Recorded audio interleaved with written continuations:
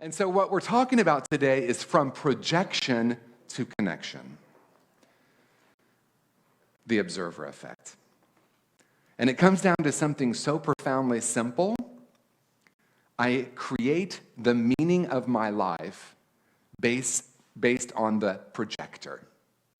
And I'm holding the projector, and life is a blank screen, and I get to create whatever I choose to put onto that screen. Now, wouldn't that be great? I could just sit down now if it were just that simple. But guess what? It is actually that simple. But maybe, if you're anything like me, you have chosen, consciously or unconsciously, to make this process a bit complicated. And there's a very simple principle that I first heard in a 12-step meeting, but we hear it in different places, and that is, would you rather be right or free? Now, a lot of times we hear, would you rather be right or happy? And I actually prefer, would you rather be right or free, because I want freedom. You know, and here we are on Memorial Day, and we talk about fighting for freedom, but what is freedom? What is freedom of spirit? Freedom to recognize or recognize that I am creating every single moment, either consciously or unconsciously, what we call reality. And if I don't like the picture that I'm seeing, the great news and the slightly inconvenient news is that only I can change that. 2 or 3 different people before the service said, I love you in blue. And I said, this isn't blue, this is green. And it reminded me of something, and then I walk in and look at this color right here. My Unity in San Francisco, and Beth Ann and I have spent some time together at Unity San Francisco, had chairs very similar to this color. And I remember one day hearing people arguing, legitimately arguing, whether they were blue or green. Defending their position of why they're blue and why they're green. And it actually came up in my first book. I wrote about it in my book, Conscious Being, because it was profound to me to understand that we see what we see through our level of consciousness. Not in a way of blame, but in a way of curiosity. To be curious about how I can view the world and shift my perspective of it, because guess what? I want to be free. And what that inconveniently requires of me is to not always be right. And so, my very first talk I ever gave was called Beyond Metaphysics, because I was really aware that we were entering an era where it's beyond just changing our thinking and changing our life. And that has been a foundation of new thought for how many years? A lot. Well over 100 years. Now we're moving way beyond that. Wow. This idea that if I change my thinking, I can change my life, which, by the way, of course, is true. And then there's this deeper awareness that's emerging that it's more than just our thought. And so I thought I created, which I love, I'm using air quotes, this framework of the 4 levels of consciousness of how we view the world. And I gave them names that all start with M.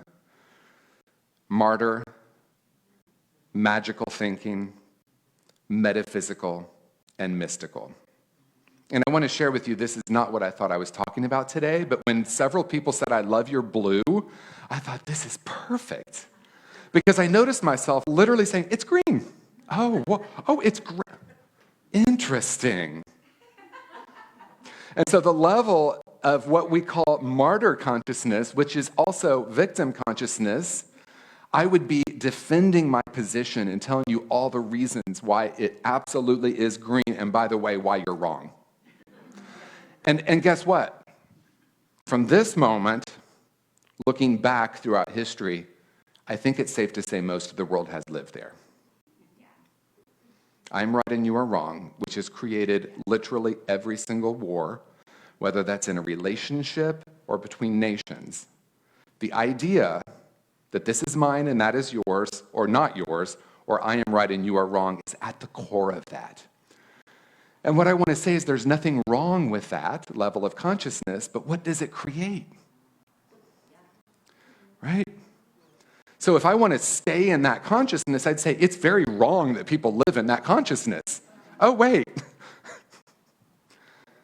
More of the same. And it's a choice that I make on a daily basis. A choice to ask the question, what kind of world do I want to create in my own individual experience and in the world? Because we're all very powerful creators. And we're always choosing either consciously or unconsciously. And for most of the world, by the way, it's unconscious. But I want to start with something before I even continue down this path of these 4 levels. We come into the world as infinite beings. We come into the world as whole, perfect, and precious. Literally, a particle of God essence. And for some reason, some would say we've chosen to be here. That might be true. For some reason we've chosen to come to this planet at this time, which has a lot of things that could look other than that. That we all know that we're particles of love and light. But here's where it gets inconvenient, and this is where we're going to go through these 4 levels. Is it blue or is it green? Or in our political climate, we could say, is it blue or is it red? Right? Because we get to try this on, and this is why it's inconvenient. Because, yes, I love my unity principles on Sunday mornings, and I love them on Wednesday evenings at class, and even on Mondays in our prayer circle, but then I turn on the news. And do I say there is one power and one presence active in my life and in the universe, God the good, or do I have a different idea? And the different idea is not wrong. We just want to ask, what does it create? So the title From Projection to Connection came to me because I realized that what each of us really desire, in my experience, is love and connection. And we came in with that being innate, intuitive, and our natural state. And then some of us got love and connection back.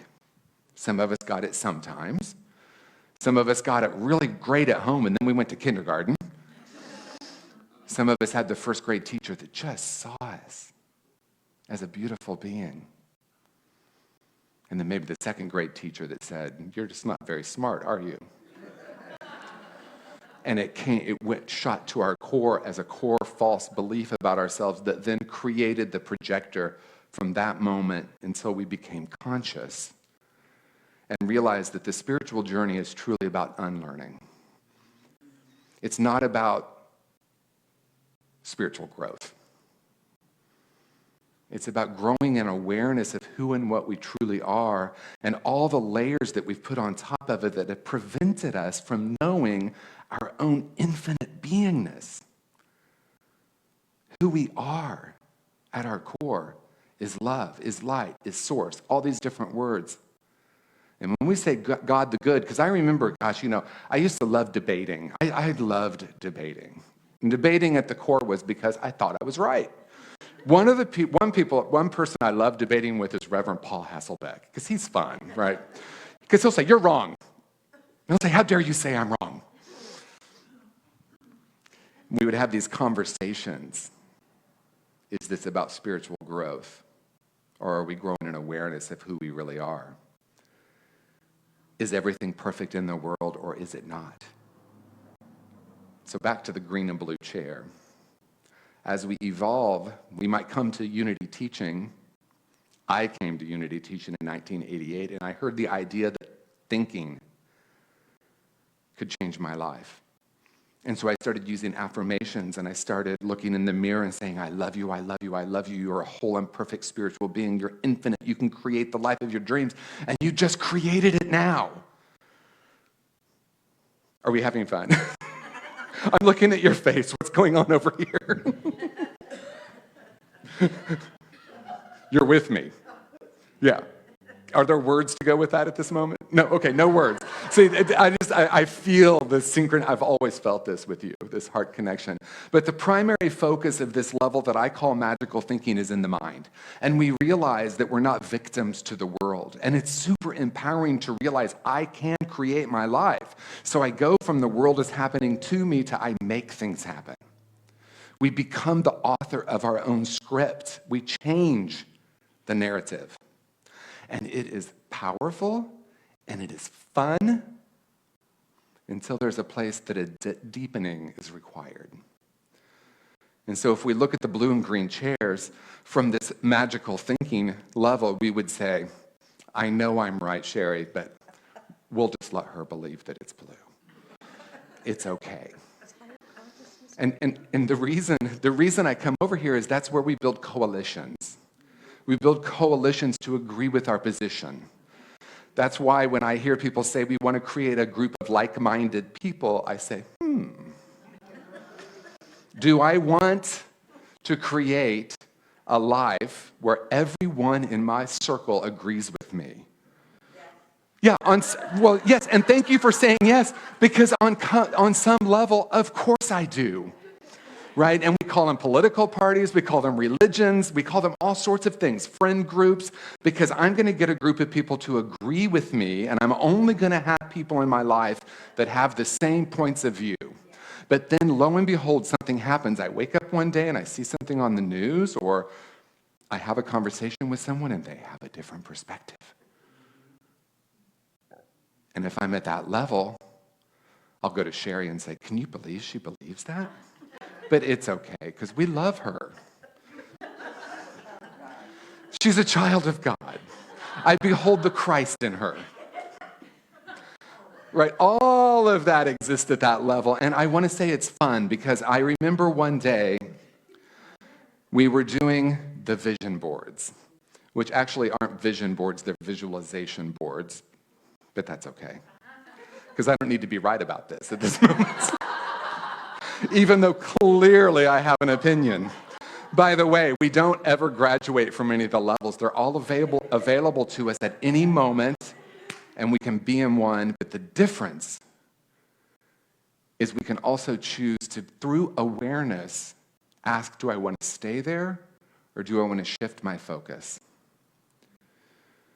And so I was in the visioning board class, and everyone was doing the cutouts of the house and the hot partner and all the things that we're going to manifest, right? We're going to manifest them, and they're going to make us happy. And I remember having a spontaneous insight that I wanted to have my board be blank, to be open. But there's more to this story. So I was very clear, a spontaneous insight. This isn't about what we manifest. This is about something much deeper, who and what we really are, living in the question, being in the void. And then my mind came in and said, you can't do it that way. Look, everyone's cutting out the hot guys. Okay, let me do that. Right? So I had this spontaneous insight, but something happened where I chose not to stay in that insight, but instead, let me do what everyone else is doing. So I did, put everything on there, and within 1 year, it all manifested. Everything on that board manifested, and I had another profound awareness. It didn't change anything. Because I wouldn't have told you that once I get the 2-bedroom house with a view in San Francisco, which we all know is a big manifestation, or the perfect partner, or the car, I wouldn't have told you, once I get that, I'll be happy. But that was the energy around it. And so I manifested everything, and I stood on my deck overlooking Eureka Valley. I had arrived. I had manifested the life of my dreams. Is this all there is? This isn't really bringing me what I truly desire, which is love and connection. And I want to be clear about something. The stuff isn't bad, nor is it good. It's neutral, and it all depends on how I view it. Right? So what I'm not saying is, let's not manifest stuff, because manifesting stuff is great. What I am saying is, let's be in the curiosity of what I'm hoping that will bring me.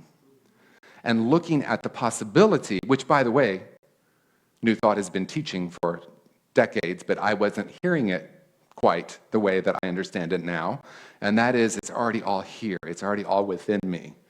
Everything I ever believed that would come to me once I manifested everything is already the truth of who I am. And so we enter into the third stage that I call metaphysical, and the primary focus of that stage is in the heart. From this level, it's about connecting emotionally.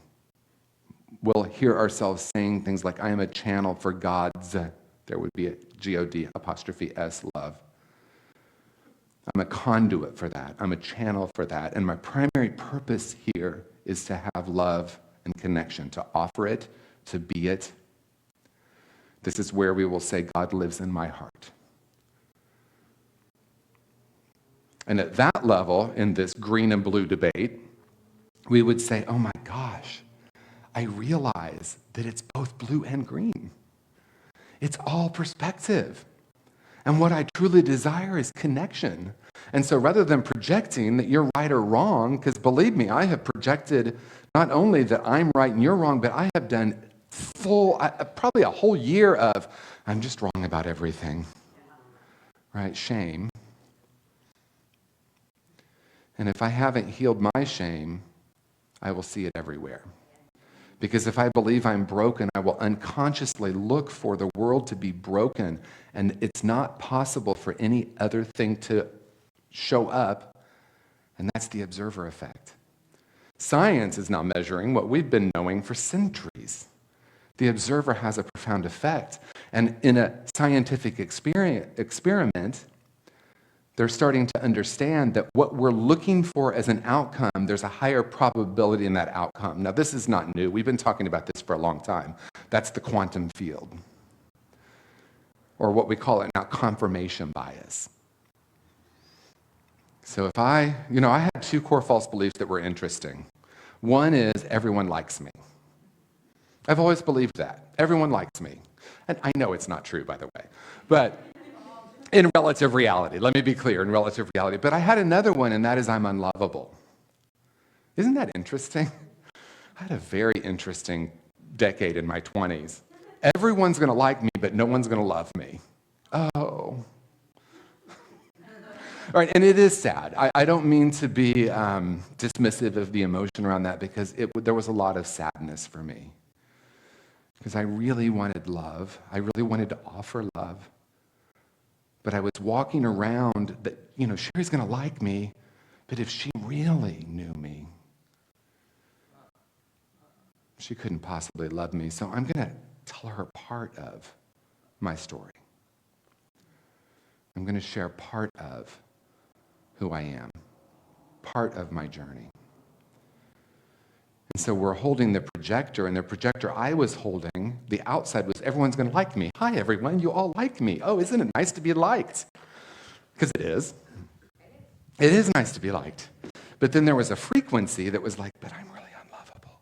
So everyone's going to like me, but I'm really unlovable. And I would find the person in the room to support the unconscious belief that I was unlovable. And these were beautiful humans. I want to be clear. It's very popular in our culture now to say, you are toxic and I must remove you from my life. Which can be true. I want to be clear. It can be true. But if you find yourself in the next relationship, and the next relationship, and the next relationship, and wow, the honeymoon period is over, and I keep choosing these unavailable people. Instead of, what is the core frequency or vibration that is unhealed within me that is causing me to find the one person? Okay, I'm going to get real with y'all. I know this is being recorded, but I had a series of 5 relationships with men who were confused about their sexuality and or straight and or in the closet. I'm like, why does this keep happening to me? They're such amazing people, which, by the way, they were. I'm still friends with some of them. Some of them. I mean, some of them we just lost touch, right? But what happened is I was thinking if they could just love me, I would be okay. But it wasn't possible for me to let them love me. Because the vibration was I'm unlovable, so don't get too close. Don't get too close. And so then we come to a place in our spiritual journey where we realize that there's a place that is living in spirit or in essence that is beyond our physicality, beyond our intellect, and beyond our emotions. And that is the place of spirit, the room of spirit that we can call mystical. And at the mystical level, we say, it literally doesn't even matter if the chair is blue or green. It's something that the mind wants to occupy itself with. And this isn't about changing my thought or being, because when I say things like, what would it be like to sit down with someone who has very, very different views than you and have a conversation? Oh, you're going to just compromise. No, it's not what I'm saying. The essence of who and what we are is beyond thought. The essence of who we are is beyond our bodies. The essence of who we are is beyond our emotions. We have that, but it's not who and what we are. And when I understand that at a very deep level, all those core false beliefs that I had been holding on to for decades, that were creating the projector, the lens, and therefore the movie, can instantly be eradicated. Now, it doesn't necessarily mean they're going to be gone forever once and for all. I had a profound experience in 2016 in India. I went to India in 1992, and I was going to have a profound spiritual experience. And I packed thank you. Yeah, I had my backpack. I was going to an ashram, and I quit smoking the day I left. This was I don't know what year it was, 1992. I just said that. I had prepared myself for a profound spiritual experience. And I walked into Amma's ashram in southern India. Oh, blankety blank, blank, blank. What have I done? Because I wasn't quite ready for that pure love that was coming toward me, or that I felt in that experience. And so in 2016, I was in a very different place. I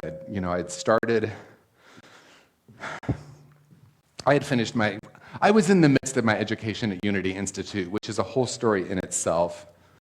Powerful, beautiful, incredible, frustrating, liberating, and ultimately okay, Unity is not for me right now. Let me walk away. And here I am, right? In 2016, I had an experience of my ego being removed instantaneously. And I could only see and feel love. And the world became pixelated. And I think some of you might know what I mean. Nothing was solid. We know that these benches we're sitting on aren't actually solid. We just experience them that way. There's another reality beyond what we can see, and that is actually the definition of metaphysical, beyond the physical.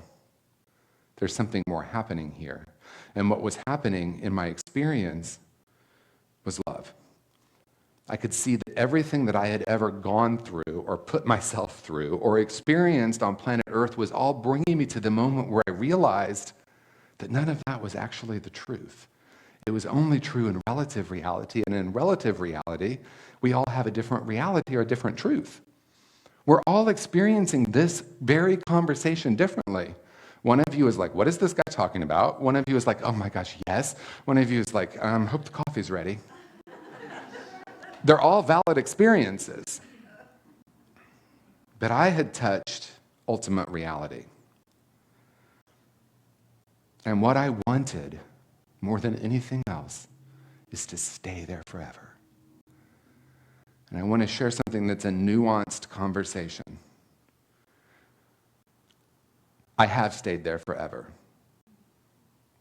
But my body, mind, and my emotions aren't always in an awareness of that. So my ego did not, by the way, leave me. That is for sure. But my relationship to my ego, my relationship to my body, my relationship to relative reality, my relationship to political parties, my relationship to religion changed. And I realized at that moment, a realization came to me. As Reverend Patricia Keel says, there are 3 steps: awareness, awareness, and awareness. That at every moment, I can choose to be here in the debate of whether it's blue or green, I can have a judgment, and judgment gets a bad rap in our culture, and you shouldn't judge, but we're constantly judging. My mind is constantly judging. Oh, this is a cute chapel. I'm so glad you landed here. I heard those rocks might fall down during the service. There's all these different things that I'm hearing that my mind is constantly perceiving. And I thought the goal was to get rid of all judgment. And I realized something very, very, I think, profound. I can't do it. But what I have discovered is that I can understand that I have thoughts, but they're not who I am. And that who I am is an infinite spiritual being, just as I was when I came into the world before I was programmed by the tall people who thought they were helping me by trying to toughen me up for the world. Right? And so in closing, what I want to offer is really a possibility. It's a question. And that question is, do you want to believe that you are your thoughts and opinions? Do you want to believe that what we can see, touch, taste, smell is reality, or is there something greater? Are we ready to have sorry to use this phrase, but the inconvenient truth, thank you, Al Gore, the inconvenient truth that I'm the one that gets to do the cleansing, if you will, the clearing of that projector, so that all the experiences I've had in life can instantaneously dissolve into oneness. And from there, I'm no longer afraid to tell you all of it. I don't need to tell you all of it, but I'm not afraid to tell you all of it. Because everything that's happened, including all the harm I've caused in the world, has been because I didn't know who I was or who I am. And if that's true for me, that's also true for the people I perceive harmed me. When I came into spiritual teaching and recovery, which was kind of simultaneous, I would say, I had the perfect childhood. Nothing went wrong in my home. And then about a year in, I was like, I had the worst parents ever. They weren't there for me. They weren't loving. All this trauma that happened. All of that's true, by the way. And then I reached a place where I understood that everything that happened was a transformational experience for me to understand reality. I just finished a week-long cruise with my dad, and we have had not an estranged relationship, just not a close one. And I've had all kinds of judgment about him and his brothers and the sexual trauma that happened around them, and so many layers. And what is now present for us is just so much love and compassion. For a person who experienced trauma in his own life and unconsciously passed it along to me. Doesn't mean it didn't hurt. Doesn't mean I do a spiritual bypass and say, oh, it's fine. It was for my spiritual evolution. Right? Because I've been there. It was that it was painful. It transformed me. It has made me understand who I am and who I've come here to be, and who better to thank than my Father as the deliverer of that experience. Maybe we choose it. Maybe we're assigned to be here. I remember lying in my backyard as a little kid and looking up and thinking, how can anyone even question there's life on other planets? That's absurd. Are we that arrogant? And I was a little kid. Are we that arrogant that we think we're it in this vast universe? And I was being taught about heaven and hell, and it just wasn't vibing with me. But what did kind of vibe with me was, there's some of us who are light workers who have chosen to come here right now to be that in the world. And as a little kid, I knew that's who I was. But through a series of events, I forgot that. And it took me about 30 years to get back to that awareness. And what I was hoping spiritual awakening would be no more problems. No more issues. No one else looking at me weird. No one else ever dying. Right? No more pain. But what I've come to understand is that each of us is a spark of divinity. It's who and what we are. We are light workers, and that we've chosen in some way or been assigned to come to planet Earth where we see all sorts of things happening so that we can be the love and be the light. And that's what I'm inviting each of us to take a look at. What does my judgment create? And what would curiosity allow me to do, and who it would allow me, what it would allow me to be in the world? So I just want to invite you in this moment to repeat after me. I am love. I am light. I am here to be that love. I am here to be that light. And I say yes to this calling.